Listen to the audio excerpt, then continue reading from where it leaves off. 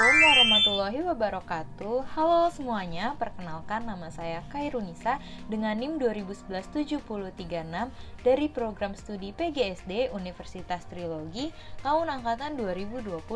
Dan video ini diperuntukkan untuk pemenuhan ujian tengah semester mata kuliah konsep dasar IPA dengan dosen pengampu Ibu Sulistiani Putri Ramadhani, SPD MPD. Nah teman-teman, coba amati air yang ada di lingkunganmu. Kira-kira unsur apa saja ya yang terdapat di dalamnya? Yuk mari kita cari tahu. Tahukah kalian bahwa air adalah senyawa yang penting bagi semua bentuk kehidupan? Air yang menutupi hampir 71% permukaan bumi ini merupakan gabungan dari unsur oksigen dan atom hidrogen yang sering disebut juga dengan H2O atau H2O.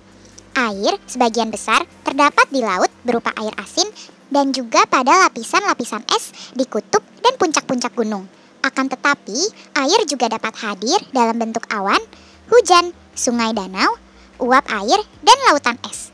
Air dalam objek-objek tersebut bergerak mengikuti suatu siklus air yang bermula dari proses penguapan, hujan, dan aliran air di atas permukaan tanah hingga menuju ke laut. Nah, peristiwa ini kita kenal dengan peristiwa air. Nah teman-teman, salah satu bentuk peristiwa air yang kita sering jumpai adalah hujan. Kira-kira seperti apa ya proses terjadinya hujan? Proses terjadinya hujan dimulai ketika air laut atau tumbuhan terkena panas matahari dan mengalami penguapan. Proses ini disebut juga dengan evaporasi dan transpirasi. Akibat proses tersebut terbentuklah awan. Nah, awan ditiup oleh angin hingga berkumpul di atmosfer.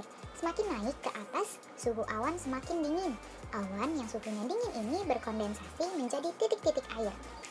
Nah, kondensasi sendiri adalah perubahan uap air atau benda gas menjadi benda cair pada saat suhu udara di bawah titik embun. Selanjutnya, akibat serangkaian proses tadi, air hujan pun turun ke bumi yang kita sebut dengan proses presipitasi dan meresap ke dalam tanah atau proses infiltrasi. Rangkaian proses itu terjadi secara berulang dan menjadi sebuah siklus teratur atau siklus daur air. Nah, teman-teman mengetahui begitu banyaknya fungsi, manfaat, serta peran air dalam kehidupan, tentu menghemat dan menjaga air agar bebas dari pencemaran adalah hal yang tepat untuk kita lakukan. Salah satu bentuk pencemaran air yang sering kali kita temui adalah banyaknya sampah pada sungai, kali, dan juga laut. Tentunya hal ini tidak baik ya teman-teman karena dapat menimbulkan bencana banjir. Selain menjaga lingkungan air tetap bersih, ada beberapa cara yang dapat kita lakukan untuk menghemat penggunaan air. Contohnya seperti matikan keran air yang tidak dipakai, memperbaiki kebocoran keran, memantau penggunaan air, dan menghindari penggunaan air dalam kamar mandi yang lama. Nah teman-teman, selanjutnya kita bahas tentang udara yuk. Udara merupakan campuran berbagai gas yang tidak berwarna dan tidak berbau yang memenuhi ruang di bumi. Udara sendiri merupakan gabungan dari beberapa unsur gas seperti nitrogen atau N2 atau N2, oksigen atau O2 atau O2, dan gas lain seperti karbon dioksida atau CO2 atau CO2.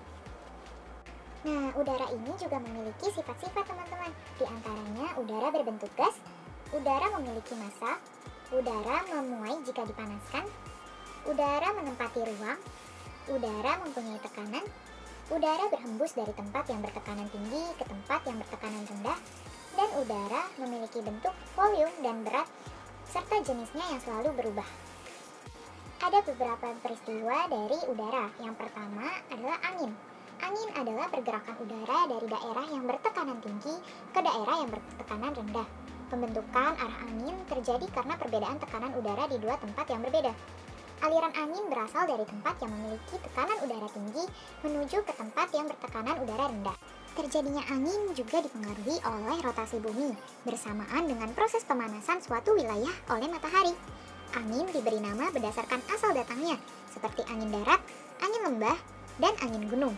Kekuatan angin sendiri banyak sekali dimanfaatkan dalam berbagai kegiatan di kehidupan manusia. Salah satu contohnya sebagai tenaga penggerak kincir angin. Nah, berbeda dengan angin, atmosfer merupakan selimut gas yang menyelimuti beberapa planet, termasuk bumi yang kita tempati. Atmosfer terletak di ruang angkasa dan berada di lapisan terluar bumi. Pengertian atmosfer sendiri merupakan lapisan gas dengan ketebalan ribuan kilometer yang terdiri atas beberapa lapisan.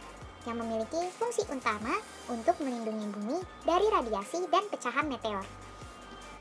Nah teman-teman, sayangnya udara yang kita hirup saat ini mengalami banyak sekali pencemaran yang diakibatkan oleh aktivitas manusia seperti polusi akibat transportasi, industri, hingga pembakaran.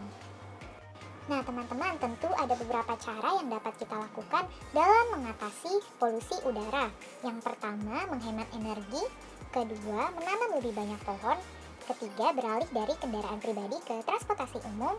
Kemudian, bersepeda dan berjalan kaki. Dan yang terakhir, tidak membakar sampah. Hai, nama saya Serapin Osan Marito, kelas 5 SD. Videonya dan intonasinya sudah bagus, tapi jangan terlalu cepat berbicaranya. Terima kasih, Bu. Halo, nama saya Benaya.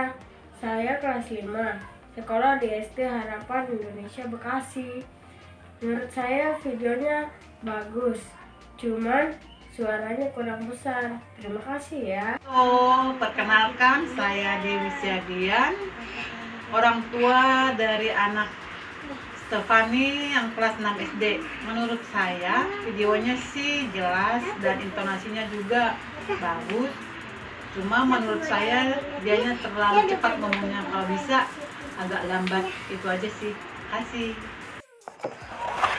Halo, selamat siang. Nama saya Damayanti.